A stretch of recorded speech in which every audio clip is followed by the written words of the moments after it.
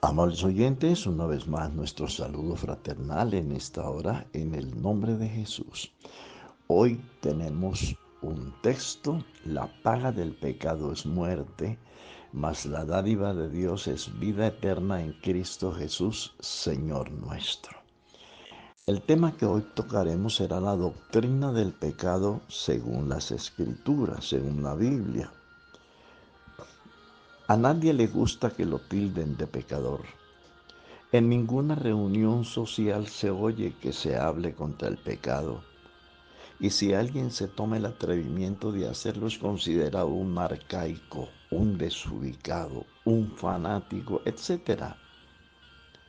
Hace unos días presentaron en la televisión del Brasil, ante las cámaras presentaron a una mujer que hizo el acto sexual 700 veces ante las cámaras para un público de más de 20 millones de televidentes, incluyendo menores de edad, niños.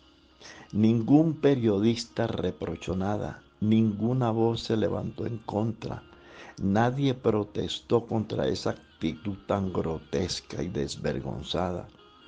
Vivimos en una sociedad donde se ama el pecado, donde se protege el pecado. Pero para la sociedad de hoy no existe el pecado, pero afirman que Dios es amor. Algunos pensadores desubicados de este presente siglo malo han llegado a la conclusión naturalmente equivocada que el pecado no existe porque Jesucristo lo erradicó en la cruz del Calvario, y que por esta causa todo niño que viene a este mundo viene exento del pecado, por lo tanto puede vivir pecando, que esto no ofende a Dios.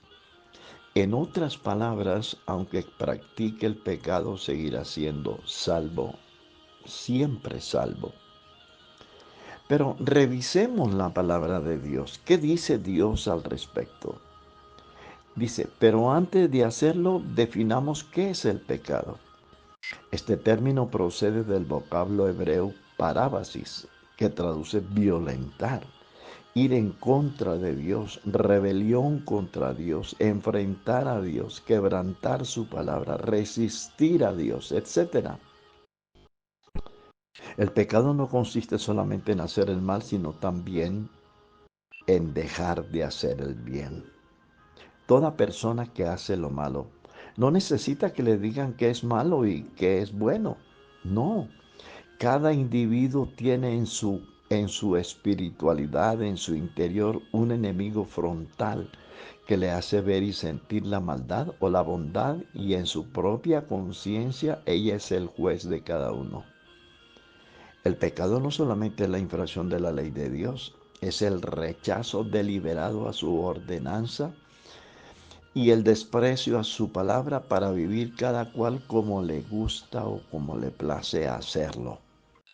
El pecado es una afrenta a la santidad de Dios, es un ataque a su soberanía, a su sabiduría, a sus propósitos, al deseo de salvar al pecador. A los autores de esta execrable hipótesis del pecado no existe, les preguntaremos lo siguiente: si no hay pecado es porque tampoco hay diablo.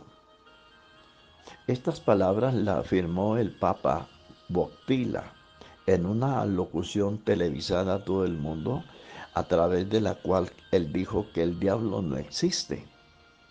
Entonces, si no hay diablo, entonces tampoco hay infierno. Y entonces, comamos y bebamos, que mañana moriremos. Reitero, si no hay pecado, ¿de dónde proceden las guerras, la violencia, la criminalidad, las violaciones, la infidelidad conyugal, el desenfreno sexual en el que vive la presente sociedad, la idolatría, la falsa religión? Si el pecado ya fue erradicado, ¿por qué la gente se sigue muriendo? ¿No será que por la paga del pecado es la muerte? Ahora, si ya no hay pecado, ¿qué necesidad tuvo Dios de enviar el diluvio universal? ¿Cuál fue la razón para que Israel ofreciera sacrificios a mañana y tarde? ¿No fue justamente por eso, por causa del pecado? Ahora, Si Jesús abolió nuestros pecados en la cruz del Calvario, ¿qué necesidad tenía de venir a morir en una cruz en reemplazo del vil pecador? No olvidemos que Él fue muerto por nuestros pecados, pero fue resucitado para nuestra justificación. Y al que no hizo pecado por nosotros fue hecho pecado para que fuésemos hechos justicia de Dios en Él. En la carta a los Romanos, el capítulo 5:12, dice textualmente: por cuanto por un hombre entró en el mundo el pecado y por el pecado vino la muerte, así la muerte pasó a todos los hombres por cuanto todos pecaron. Y por cuanto todos pecaron fueron destituidos de la gloria de Dios. Note entonces el amable oyente, el término todos aquí es absoluto. Por cuanto todos pecaron, todos, absolutamente todos, están destituidos de la gloria de Dios. Cuando Dios creó el universo y mayormente al hombre, no existía el pecado. El hombre fue diseñado, hecho y creado a la imagen y semejanza de Dios. Dios no es el inventor del pecado, fue el hombre con su rebelión el que trajo el pecado al mundo. Ahora, ¿por qué dice que entró el pecado en el mundo? Porque en las esferas celestes ya Satanás había pecado primero. Fue Satanás el que indujo al primer hombre a rebelarse contra Dios, a oponerse a sus santos designios. Cuando Abel ofreció sacrificios de sangre, cuando Abel ofrece sus corderitos, ¿por qué causa lo hizo? ¿No fue para demostrar su pecaminosidad y buscar su reconciliación y su perdón con Dios? Alguien supremamente desubicado aseveró que después del Calvario ningún hombre nace siendo pecador. Si eso es así, ¿por qué en el libro de los Hechos y en todas las cartas apostólicas se menciona la muerte de Cristo en propiciación no solo por nuestros pecados, sino también por los de todo el mundo? Si después de la muerte de Jesús en el Calvario no existe el pecado, entonces, entonces viene algo. Si el pecado no existe después de la muerte de Jesucristo, ¿por qué Jesús ordenó el arrepentimiento, la conversión y el bautismo en el nombre de Jesucristo para perdón de los pecados como la única forma de erradicarlo? Léalo en San Lucas 24, versos 46 al 49. Sigamos un poquito más adelante. Sigamos un poquito más en el pecado. Dice, y el verso 9 del mismo capítulo que estamos leyendo: si confesamos nuestros pecados, entonces porque si hay pecado, sí existe. Si confesamos nuestros pecados a Dios naturalmente, porque el único que puede perdonar pecados es Dios. Ningún hombre ha recibido facultades de perdonar pecados. Eso no existe en las Escrituras. La Escritura inspirada por el Espíritu Santo no sustenta esa falacia. Si confesamos nuestros pecados, Él, ¿quién es Él? Jesucristo. Él es fiel y justo para perdonar nuestros pecados y librarnos de toda maldad.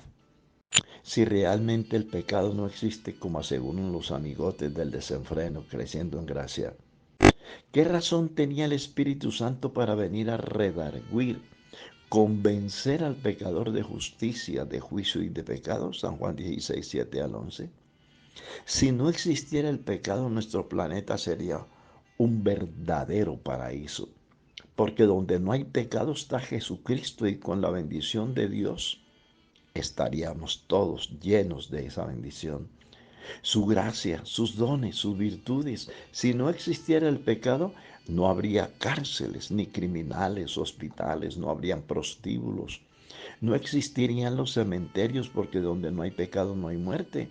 No habrían enfermedades de ninguna clase, ni habría falta de alimentos. Al contrario, habría abundancia absoluta de todo. Si no existiera el pecado, no habrían cultos falsos, ni religiones falsas, ni maestros falsos. No, no habría necesidad de predicar el Evangelio porque el Espíritu Santo hubiese derramado su buen espíritu de revelación y todas las naciones andarían a la luz de su rostro. No existiría tampoco el culto idolátrico, porque entonces toda la tierra sería llena del conocimiento de Dios y de su grande nombre. Entonces habría un solo rebaño y un solo pastor. De esta manera Jesús sería uno y uno su nombre, pero eso no se ha dado aún porque el mundo está sumido en el pecado. Queridos hermanos, los invito a una segunda lección acerca de esto, que es tan importante que usted sepa que el pecado sí existe y que hay un ser, un Dios, que es el único que puede perdonar nuestros pecados. Y no olvide que el pecado produce división entre Dios y los hombres. Dios les bendiga.